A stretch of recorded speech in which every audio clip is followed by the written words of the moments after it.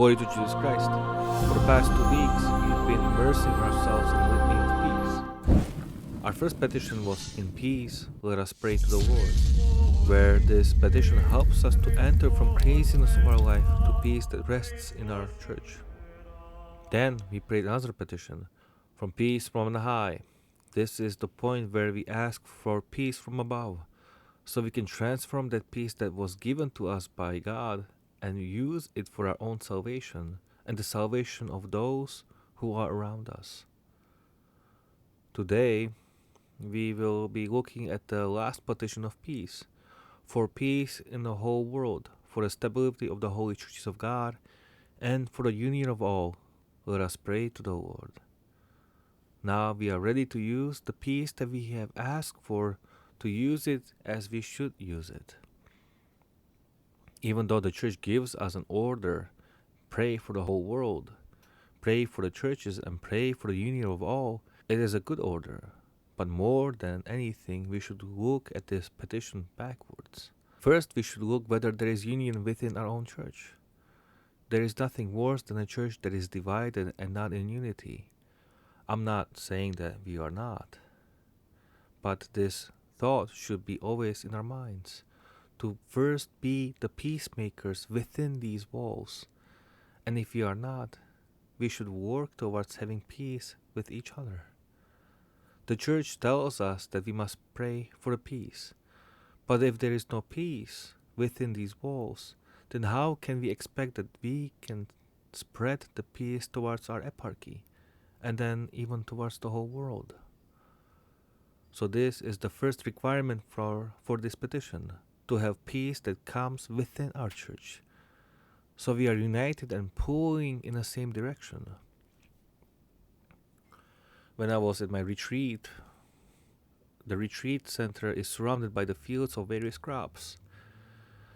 There was one day that I went out for a drive and I saw two harvesters harvesting the crop. And both machines worked together in unity and they created beautiful rows. But then I thought, what a mess it would be if one of these harvesters decided to go a different way.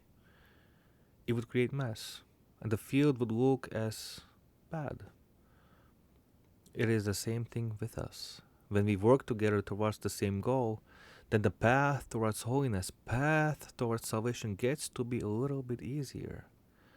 When the unity is established within our own church, then we can join the petition of all of our churches in our metropolia and ask and beg for peace for the whole Byzantine Catholic Church. And so our Lord grants us the fruit of His peace. It is so important because this peace gives stability to our whole local Catholic churches. It gives union to all who reside in His truth. In God's peace, the ship of the church sail on even keel towards the calm heaven of the kingdom. The fruit of peace is unity in Christ. Peace is the power that unites all, the power that creates and produces concord and unity among all. The unifying power of peace is stressed also by St. Paul in the Epistle to the Ephesians. St. Paul says, "Brethren, persevere in unity of the Spirit in the blood of peace." Ephesians 4:3. Indeed, it is not possible for the unity of the Spirit to exist amidst enmity and conflict. St. Paul writes this because he wants believers to be bound together, not simply to be at peace, not simply to love one another, but to be all one soul. Now we are ready to ask for peace for the whole world. We can see how important it is to be an active participant during the Divine Liturgy.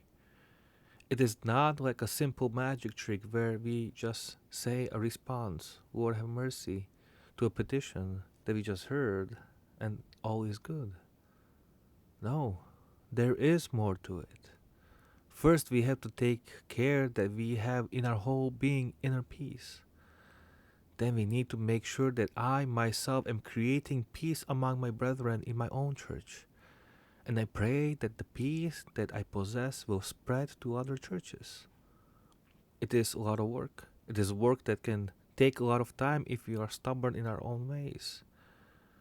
Or it could take no time at all and it can produce a lot of good fruit for ourselves, for our church, and for the world. When we are at peace and we create this peaceful unity within us, then we and the whole church becomes, what would be a good example, a lighthouse to those who are lost and without peace in the world. Peace for the whole world starts with us. How beautiful is that? The petition is in our hands, and it is up to us to elevate it and make that petition a prayer. Make that petition something that is worth more than anything in the whole entire world. But first, it has to start with us. Let us be courageous to create peace within ourselves, within our own family, within our whole church, family. So then we can become peacemakers here on earth. Glory to Jesus Christ.